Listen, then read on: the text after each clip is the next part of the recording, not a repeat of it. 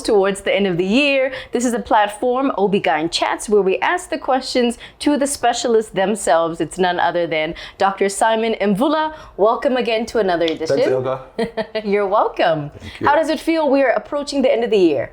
You know, the year have gone by so fast, and if you think about it, we're only left with 5 months, and we still have a lot of work to do. We do. To sensitize, give consumer information, especially those watching. Yes. Doc, it's been topical. We've been reading about it. The ministry has, rolled out so many campaigns around the HPV, the HP vaccination. I think let's start from the top. What is the H? What does the P stand for? Yeah. So HPV, it's very topical right now. I mean, it's been making headline in the news, the newspapers. Parents worried, and also the population, they want more information regarding the HPV. And HPV is a human papillomavirus, which is a common virus that we find prevalent in more than 85% of the people who are sexually active. And usually it's a self-limiting disease, and which means your body can outgrow it itself, and the body can fight it. But sometimes when it stays for a long time, when there's the persistent infection, it can lead to many complications, like now there's cervical cancer, which is more topical, which is being spoken about. So literally it's a virus which can be prevented through vaccine and all those measures. And this has been around for quite some time, Doc. Yeah. But why is it so urgent now? So human papillomavirus have been, it's one of the old sexually transmitted infection, which usually, like I said earlier, that about 85% of the people who are sexually active, eventually they will have a HPV infection sometime in their life. Because how to get it is not only about engaging in a even just physical sexual contact one can have an infection of HPV, but usually the body will outgrow it and eventually will fight it.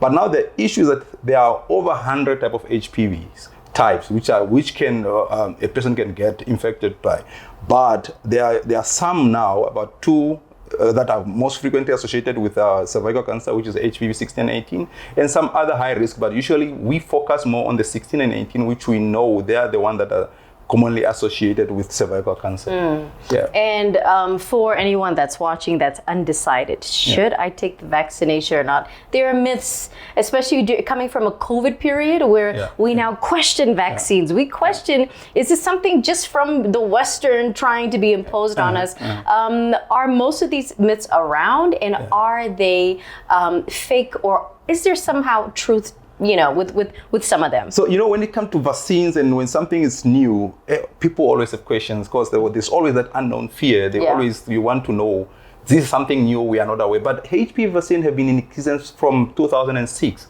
And if you look countries like in the UK, they have rolled out this vaccine since 2008. And we're talking about over 15 years that they've been giving these vaccines to their young girls. So the HPV vaccine it's not new.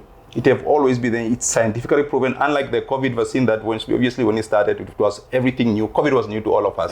But HPV vaccine have been existent for years, and it's tested and proven. And what we know for sure is that it can prevent a woman developing cervical cancer with about effectivity of about 75%.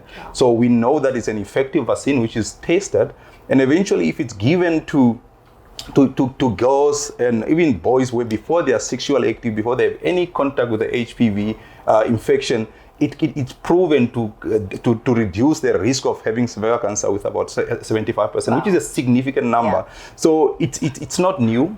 And again, it's well tested. Because there's always that fear of the unknown fear, but I think the right question should be: is it worth taking this vaccine? Yes. And I can tell you that definitely is worth. Because when you answer this question, you look at the benefit of taking it versus the unknown risk that one should be scared of. But the benefit is there, and it's clear that women that are vaccinated early before they're sexually active with a HPV vaccine, it reduces their risk with about 75% to get cervical cancer later in life.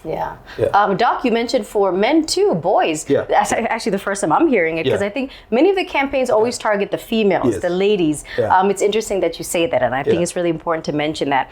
There's also been the debate about what age should children, especially the girl child, the schools rolling it out, there has been some resistance. How can we educate the parents to say the debate about, yes, some children should not even know what sex is, but unfortunately it happens. What are your thoughts around that? Because if you look, it's because we want to give this vaccine before a child is sexually active. And if you look at the age that is recommended is between 9 and 14, and we are anticipating that the age of 9, most guidelines will say between 12 and 14, but some guidelines they even recommend from between 9 and 14 years old we can start giving vaccine to both boys and girls, because we are trying to get them before they are sexually active, which means that time they are not yet exposed to the virus. Because obviously when they get already exposed to the virus, it's not really as effective as you are vaccinating someone who is not exposed. So all the kids that are between that age group, they don't have any other obviously contraindication to give a vaccine, like they don't have a flu, they're not sick, you can give them the vaccine at that time. And we know that by giving that, it will really reduce the risk of getting this HPV infection later in life, and also now the risk, the cancer risk that is associated with the infection. Perhaps it's also just, more communication, open dialogue, which is so important. It's uncomfortable to have the conversations around sex at such an early age. Definitely.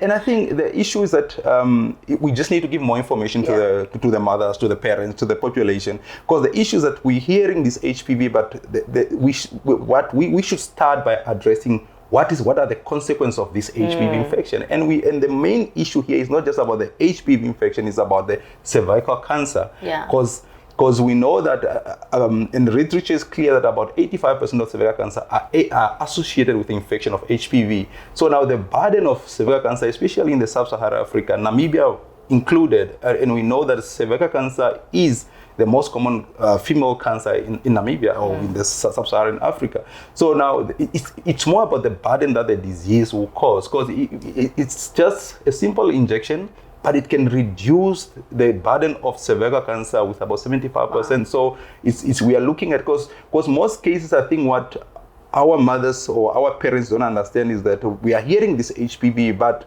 we don't really give enough information on what are the complications of this HPV infection. The context. And the context of it, and that the link between HPV and cervical cancer. And I think those are the information that we must more disseminate to the parents, so that they are aware. Because everyone is scared. Like, you can't just give an injection.